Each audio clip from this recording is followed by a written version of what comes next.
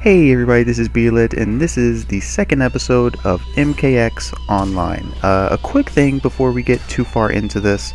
I am using the match replay feature for some of the matches. You'll see that in future videos as well as this video. Right now you're seeing a match from the match replay. The reason I'm doing that is because I want to give you the best quality for these kinds of videos that I can.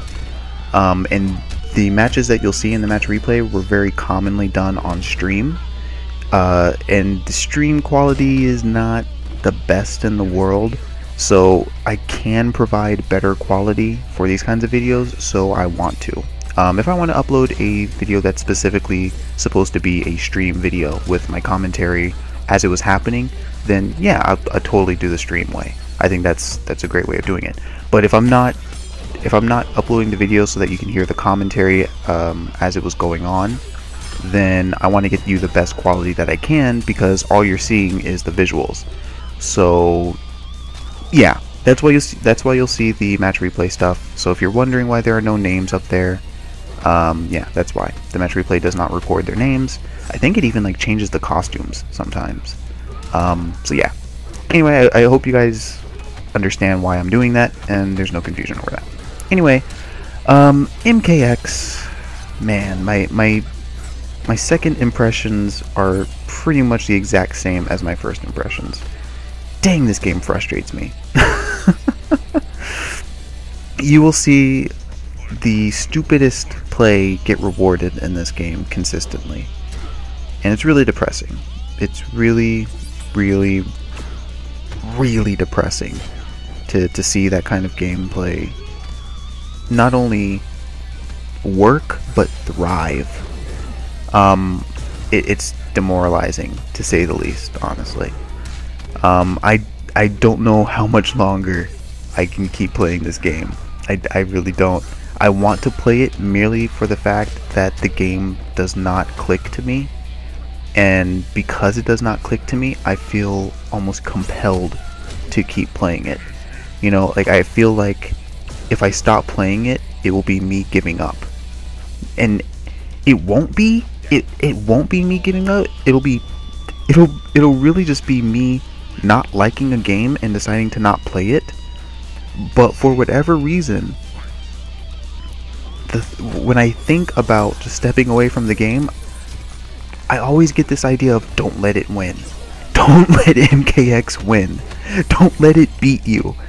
And it's totally not that. It's not. I know that it's not that, but that's what keeps coming into my head. Don't let MKX win. I don't know. Gosh, this freaking game.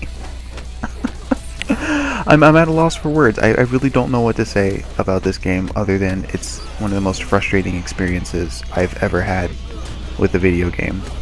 It's like all of the things that frustrate me the most about fighting games were taken together and then those things created MKX. The game is based off of all the things that I hate the most in fighting games, and that is what MKX is at its core. That's what the game is built off of, and it's so hard to deal with. Look, I really like the characters. I like, performing combos in the game. It's like there's a lot of potential there. There are a lot of things that are really cool in the game. It just sucks that you have to play it to experience that kind of stuff. If the game was, if you could just buy the game for like $5 and you could just do combos in the game, that's all the game was, I'd buy it. I'd buy it. $5 for just a training mode, and that's literally it. Just a training dummy. You could just go through all these different characters and just do combos and stuff. I'd do it. I'd buy it. But no, I gotta play other people? Oh heck no. I spent $60. I gotta play people. I gotta play people. Gosh. You may be noticing that my opponents are generally using the same few characters. Yeah, there's not a lot of character variety online. most of the time you see Liu Kang, Kung Lao, Ermac, and Sub-Zero. From my experience, those are the most common characters used online, just because you can kind of do stuff with them, and you don't really have to work that hard in order to get rewards. There's a lot of just do-its to those characters. So yeah, it's kind of how the online scene is right now. Not a lot of character variety, and those characters are able to just kind of do stuff. So unfortunately, you know, there's not much I can do about that. That's just kind of how it is right now, and it sucks, but what can you do? The game kind of caters to this kind of stuff, just do-its, and these characters have some just do-its. They have some low effort, high reward kind of stuff to them, at least in an online setting, so you see them a lot more. I guess I'll go ahead and start talking a little bit about the gameplay as much as I can say. My experience with Bone Shaper Shinnok was kind of mixed. I'm sure that he's a good character, but in my time I couldn't find anything that I thought was just, yes, he is super good, because of who I was fighting against. There are a lot of cases where I'm fighting against people that are just constantly pressing buttons, and how can I tell if, you know, this is something strong if they're just running into it all the time? You know, what makes Bone Shaper Shinnok very powerful is that his string has a 50-50 in it, and then you can also cancel it safely should you choose to, and start a lot of block pressure. That's really what makes him strong. But when you're playing against people, at least when I was playing against people, I didn't really get to that point very often. Most of the time people just got hit before I could even get there, and I wasn't really doing anything different. It was just kind of working. And I think one of the big reasons for that is because his and I didn't realize this at the time because I didn't know how fast it was.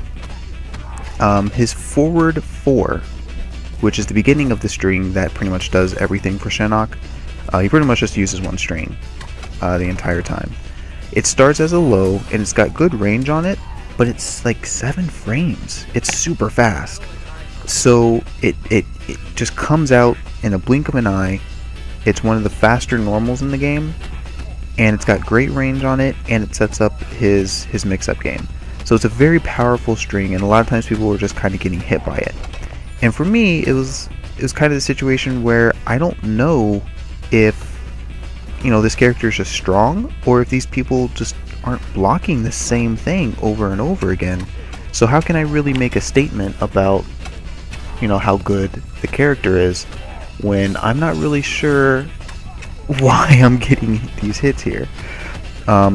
So a lot of people saying that Bone Shaper is good. I can see that he probably is very, very good. I can't imagine him having many bad matchups. Really the only thing I think he has to worry about would be teleports, stuff like that. But really I don't see many gaps theory fighting it. I think he's probably a very solid character, very easy to realize, but yeah. But the gameplay that you were seeing from me using Bone Shaper was from the stream, and that was my first time using him. But yeah, I don't know. I'm sure that he's a very strong character. I just couldn't really find anything that would make me want to say, oh, I'm going to use this as proof that he's super strong, because I very rarely even got into the legitimate like 50-50s and stuff. The trimmer that you're seeing here is the first trimmer I ever played against. I still really have no idea what he does. I don't know any of his strings or anything. So I was just trying to figure things out as I went. That last attack that he did in the last match was actually unblockable. All of those hits were unblockable. The thing that led into the brutality. So yeah, that was cool.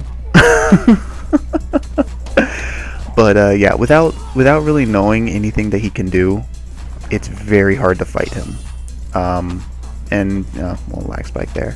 But yeah, it's very hard to fight a character that you've never seen before, especially as a character that's not that great also. And Kenjutsu Kenshi is really not that powerful. I enjoy him just because his combos look really cool, but I feel like he's a bit too linear to really be a strong choice.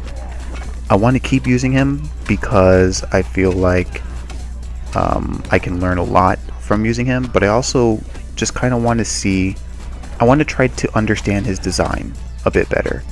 I want to be able to say, this is why they did that, you know, and say what it is that I think could make him into a good character, someone that could really go the distance and really compete.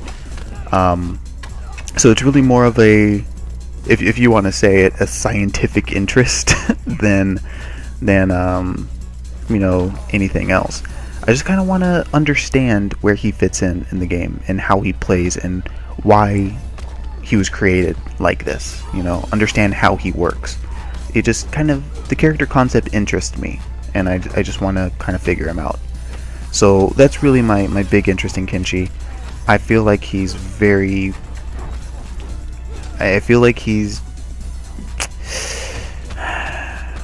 he just doesn't measure up in a lot of ways, I feel. So I'll talk more about Kenjutsu Kenshi in the next video. I've rambled on long enough. It's like, oh my goodness, it's 2:40 a.m. Yeah, it's been a long day. I knew I was going to be up late, but dang, I really need to get to sleep. I will see you guys next time. Thank you for watching. I hope you enjoyed the Kenjutsu and the Shinnok gameplay.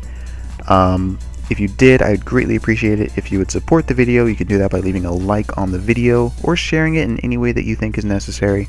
If there's anything that you would like to comment, feel free to leave it in the comment section. You can be sure that at least one person will read it, and that one person will be me. I will see you guys next time. Thank you for watching.